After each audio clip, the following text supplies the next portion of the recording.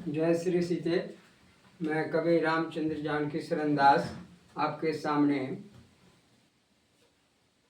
एक कथा सुना रहा हूँ अपने ग्रंथ श्री सीतारामचरित दर्पण नवकांडीय महाकाव्य से।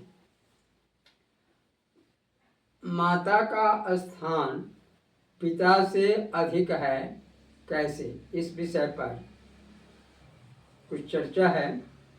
माता का स्थान पिता से अधिक बतलाया गया है। मातृदेवो भव, पितृदेवो भव, आचार्य देवो भव, यह संस्कृत का शब्द है। वेदों में ऐसा वर्णन है। मनुस्मृति में कहा गया है, सहस्त्रम तु पितॄन् माता गौरवेन तिरिच्यते, यानी माँ का स्थान पिता से 100 गुना अधिक है।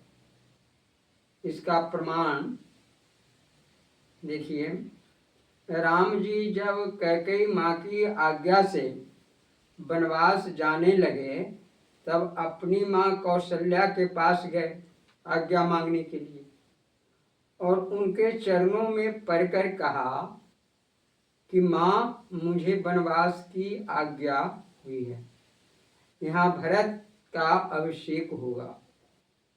यह सुनकर कौशल्या माँ ने कहा, अगर केवल पिता की ऐसी आज्ञा है तो फिर अपनी माँ को बड़ी मानकर तुम वन में मत जाओ।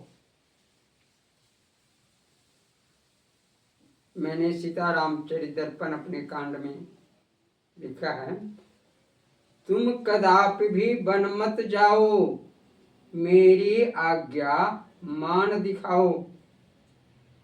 मैं माता हूँ उनसे बढ़कर, समझो ज्यादा हक है तुझ पर बेटा।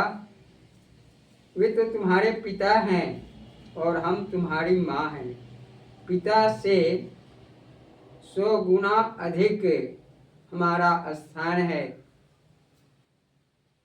इसलिए हम तुम्हें वन जाने की आज्ञा नहीं देते। यह सुनकर राम जी ने वरदान वाली बात की समस्या सुनाया। राम जी बोले, मेरे पिताजी ने अपने मुख से नहीं कहे, नहीं पिताजी मुझसे बोले, कैकेयी माँ निज मुख खोले।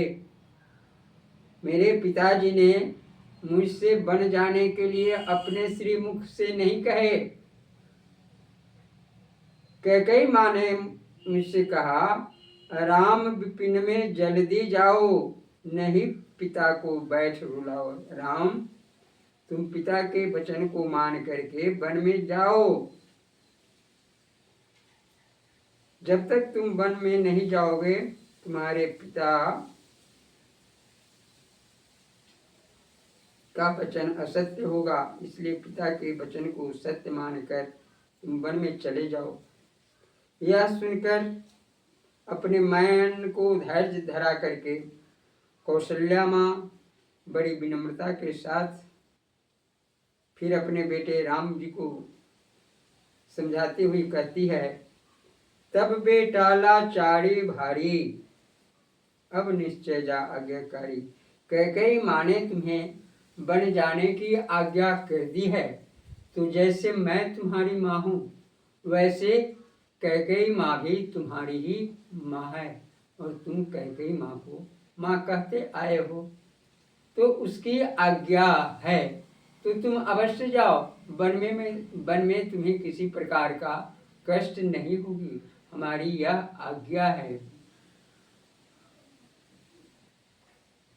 तब बेटा लाचारी भारी, अब निश्चय जा आज्ञाकारी। राम, तुम तो आज्ञाकारी पुत्र हो, इसलिए अपनी कैकेयी माँ की आज्ञा मेरी ही आज्ञा मान करके तुम वन में निश्चित जाओ।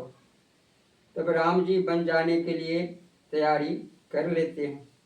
यह तो सभी जानते हैं कि माता और पिता के संयोग से ही गर्भाधान संस्कार होता है। माता को अपने गर्भ में उसे धारण कर माँ 9 महीने यानी प्रसव काल तक अनेकों कष्टों को सहते हुए उसे रहना पड़ता है। अतः माता का स्थान पिता से अधिक शास्त्रों में बतलाया गया है।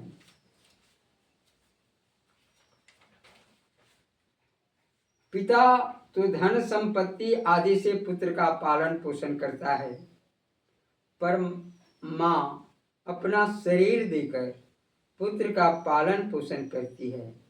धन संपत्ति आदि तो ममता की वस्तुएं हैं और शरीर अहमता की। ममता से अहमता नजदीक होती है। ममता की वस्तुएं तो आती जाती रहती है और शरीर अपेक्षाकृत रहता है। अतः माँ का स्थान ऊंचा तो होना ही चाहिए। माँ ने अपनी युवावस्था का नाश किया है, अपना शरीर देकर, अपना दूध पिलाकर पालन पोषण किया है। माँ ने दाई का काम, धोबी का काम, दर्जी का काम, गुरु का काम भी किया है। और तो क्या, टट्टी पेशाब उठाकर मेहनत का काम भी किया है। वह काम भी भार रूप से नहीं, प्रत्युत बड़े स्नेह पूर्वक, ममता पूर्वक, उत्साह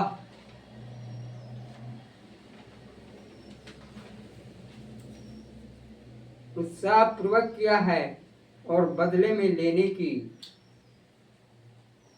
भावना भी नहीं है। जब बच्चा बीमार हो जाता है तब माँ के शरीर का बल घट जाता है। अतः संसार में माँ के समान बच्चे का पालन पोषण करने वाला और कौन है। इसीलिए माँ का दर्जा ऊंचा है। शास्त्रों में आया है कि पुत्र साधु सन्यासी बन जाए, फिर भी यदि माँ सामने आ जाए तो वह माँ को साक्षात दंडवत प्रणाम करे। इतना ऊंचा दर्जा स्थान किसका हो सकता है। जय श्री सीते। प्यारे बच्चियों, माता पिता के संयोग से ही तुम्हारा जन्म हुआ है। अतः जब तक माता पिता तुम्हारे जीवित हैं तब तक माता पिता का सेवा सत्कार अवश्य करना चाहिए। उनके आज्ञा में ही अपना कल्याण समझना चाहिए। हर माता पिता की अरमान को पूरा करना बच्चों का परम कर्तव्य है। माता पिता से बड़ा नहीं कहीं और भगवान, जब तक हैं वे जगत में, कर सेवा सम्मान। जय श्री सीते। यह प्रसंग आपको अच्छा लगे तो इसे अवश्य सब्सक्राइब कर।